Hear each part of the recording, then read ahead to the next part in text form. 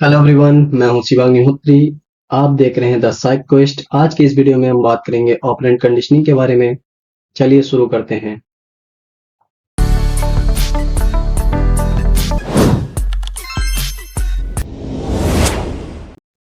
Operant conditioning जो है वो बीएफ स्किनर ने दी थी। Operant conditioning occurs when a learner's behavior is followed by reinforcement और punishment। ऑपरेंट कंडीशनिंग जब होती है जब एक लर्नर है उसको रेनफोर्समेंट या पनिशमेंट दिया जाता है। कैसे, मतलब कि जैसे आपने सुना होगा किसी पर्सन से जो जॉब कर रहा हो, जब उसको सैलरी बढ़ के आती है, जब उसको बोनस मिलता है, इंसेंटिव मिलता है, तब क्यों मिलता है उसको? क्योंकि उसने परफॉर्मेंस अच्छा किया है जॉब में, ठीक है। और वो कंपनी वाले इसलिए उसको बोनस देते हैं ताकि वो ऐसे ही और अच्छा काम करे उसकी कंपनी के लिए, ठीक है। या फिर किसी की सैलरी आधी कम होके आती है, ठीक है, या उसको उसके सीनियर से डांट पड़ती है, तो इसको पनिशमेंट बोलते हैं। क्यों ये क्यों होता है? क्योंकि ऐसे इसलिए होता है कि ताकि वो ऐसा परफॉर्मेंस दोबारा ना दे, इतना खराब परफॉर्मेंस ना दे, और अच्छा करे और बेटर करे, इसलिए उसको पनिशमेंट दिया जाता है। उसकी सैलरी कट होती है, उससे सीनियर से डांट पड़ती है, ये आपका पनिशमेंट हो गया। There are two types of behaviour, respondent behaviour and operant behaviour. Respondent behaviour वो बिहेवियर होते हैं जो कि इनवॉलेंट्री इन नेचर होते हैं। जैसे कि आपने क्लासिकल कंडीशनिंग में देखा था कि खाने को देख के मुंह में सलाइवा आना डॉग के, ठीक है, ये उसने जान के नहीं किया, वो रिस्पॉन्स है, उसका इनवॉलेंट्री रिस्पॉन्स है, ऑटोमेटिक आता है। वही ऑपरेंट बिहेवियर क्या है? Operant behaviour action that perform on in the environment in the response to stimulus. जो कि ऑपरेंट बिहेवियर वो बिहेवियर है जो हमारे रिस्पॉन्स में निकले हैं किसी भी स्टिमुलस के। लाइक जैसे आपको जब कोई गिफ्ट देता है, कोई पुरस्कार देता है, तो आप बहुत प्रसन्न हो जाते हैं, ठीक है, या फिर आपके रिफ्लेक्शंस उसके, या फिर आपके फेशियल एक्सप्रेशंस जो हैं वो उसके रिस्पॉन्स में निकले हैं, उस स्टिमुलस के रिस्पॉन्स में निकले हैं, ठीक है। वो हमारा ऑपरेंट बिहेवियर हो गया। रेनफोर्समेंट क्या है? रेनफोर्समेंट में जब हम दो प्रकार के रेनफोर्समेंट होते हैं, एक कुछ हम ऐड कर रहे होते हैं या कुछ उससे ले रहे होते हैं। एडिशन कर रहे होते हैं या रिमूवल कर रहे होते हैं। एडिशन ऑफ एन स्टिमुलस, यानी कि आप कुछ, एक बच्चे ने कोई परफॉर्मेंस अच्छा दिया, ठीक है, तो आपने उसको एक नया टॉय खरीद के दे दिया या उसके लिए चॉकलेट दे दी, तो एडिशन ऑफ स्टिमुलस हो गया। यानी कि आपने एक स्टिमुलस को उसके जोड़ दिया है उसके रिस्पॉन्स में, कि उसने अच्छा रिस्पॉन्स किया तो आपने एक स्टिमुलस दे दिया उसको। तो ये आपका रेनफोर्समेंट है ताकि उसका फ्यूचर में रिस्पॉन्स जो है वो और अच्छा आए। वहीं पे रिमूवल ऑफ स्टिमुलस क्या है? जैसे आपने उसका कोई पसंदीदा खिलौना ले लिया, ठीक है, आपने कहा जब तक आप अपना ये काम अच्छा नहीं करेंगे तब तक आपको ये खिलौना नहीं मिलेगा, ठीक है। तो ये रिमूवल ऑफ स्टिमुलस हो गया। इससे भी उसका फ्यूचर में रिस्पॉन्स अच्छा आएगा उस काम को लिए। देन वही पनिशमेंट क्या है? पनिशमेंट में एडिंग एंड रिमूवल क्या है? पनिशमेंट में ये है कि जैसे किसी को कोई काम पसंद नहीं है, जैसे मान लीजिए किसी को अपना सोने के बाद जब उठता है तो उसको अपना बिस्तर सही करना नहीं पसंद है, ठीक है। तो आपने बोल दिया कि आपको ये करना ही पड़ेगा क्योंकि आपने गलत काम किया है, आपने अपना होमवर्क नहीं किया है, ठीक है, या फिर आपको एक्स्ट्रा होमवर्क करना है। ये एडिशन हो गया। क्यों? क्योंकि उसको रिस्पॉन्स में आपको वो चीज नहीं चाहिए, कि ताकि वो रिस्पॉन्स दोबारा ना करे, यानी कि अनडिजायर्ड बिहेवियर को आपको रिमूव करना है।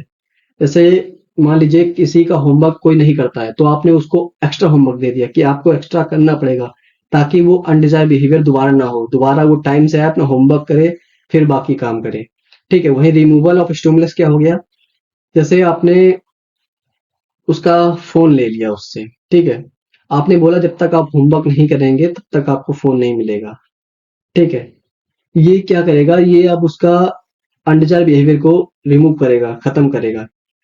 आप वो व्यक्ति आएगा तो अपना पहले होमवर्क करेगा। क्यों? ताकि उसका मोबाइल उससे ना छीना जाए, आपको उसका पसंदीदा खिलौना उससे ना छीना जाए, ठीक है। ये अनडिजायर्ड बिहेवियर को रिमूव करने के लिए addition and removal of punishment हो गया। वही देखते हैं positive and negative reinforcement and positive and negative punishment. Positive reinforcement क्या है? हम कुछ स्टिमुलस ऐड कर रहे हैं उसमें, यानी कि किसी व्यक्ति ने अच्छा काम किया, ठीक है, तो हमने उसको उसके अच्छे रिस्पॉन्स के लिए उसके लिए एक टॉय दिला दिया उसको, ठीक है, या उसको एक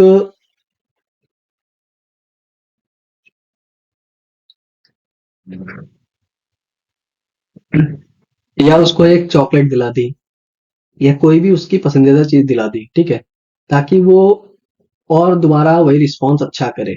ये हो गया पॉजिटिव रेनफोर्समेंट। अब नेगेटिव रेनफोर्समेंट क्या है?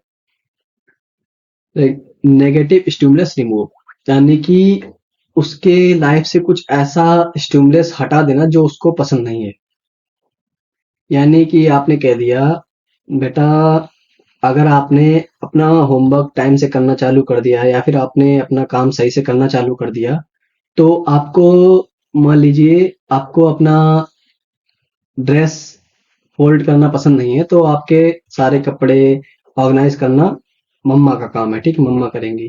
तो उससे बच्चे का क्या होगा कि वो अपना होमवर्क टाइम से करेगा। ये नेगेटिव रेनफोर्समेंट हो गया।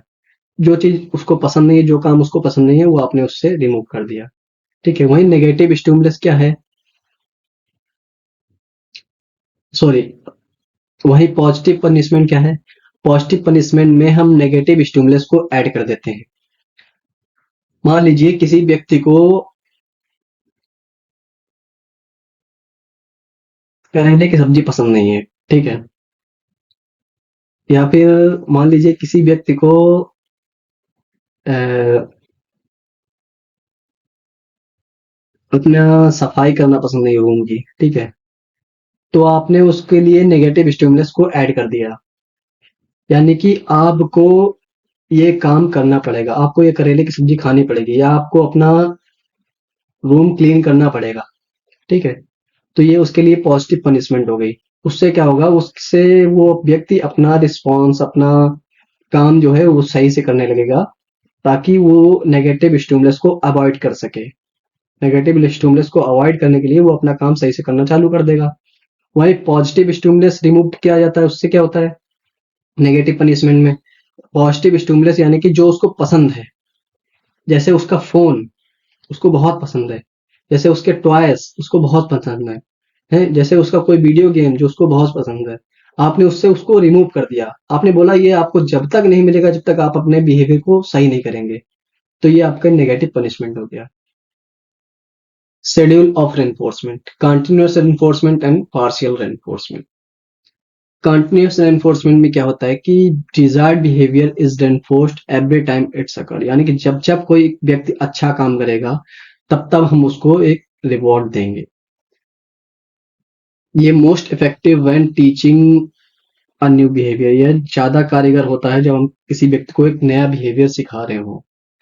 Create a strong association between behaviour and reward, ये बिहेवियर एंड रिवॉर्ड के बीच में बहुत ही अच्छा संबंध स्थापित करता है। पार्शियल रेनफोर्समेंट में क्या होता है कि not every desired behaviour is rewarded, यानी कि हर अच्छे काम को हम रिवॉर्ड नहीं देते हैं, ठीक है। ये मोस्ट इफेक्टिव होता है जब एक बिहेवियर कोई व्यक्ति सीख चुका हो, लेकिन हम उसको परफॉर्मेंस को और बेटर करना चाहते हो, यानी कि कैसे कोई बच्चा बहुत ही अच्छा परफॉर्म कर रहा है, लेकिन हम उसको रिवॉर्ड देते हैं, कभी कभी नहीं देते हैं। जब हम कभी रिवॉर्ड नहीं देते हैं तो वो व्यक्ति और बेटर काम करता है, अपने सोचता है कि क्या मैंने कुछ गड़बड़ किया है तो मुझे इस बार रिवॉर्ड नहीं मिला, तो और अच्छा करता है। इससे क्या होता है कि जो नया बिहेवियर होता है वो लंबे समय तक चलता है, जल्दी गायब नहीं होता है। इसी प्रकार से हम बहुत सारे वेरियस पार्शियल एनफोर्समेंट शेड्यूल्स का यूज कर करके इंडिविजुअल की नीड के अकॉर्डिंग उसके परफॉर्मेंस को और बेटर कर सकते हैं।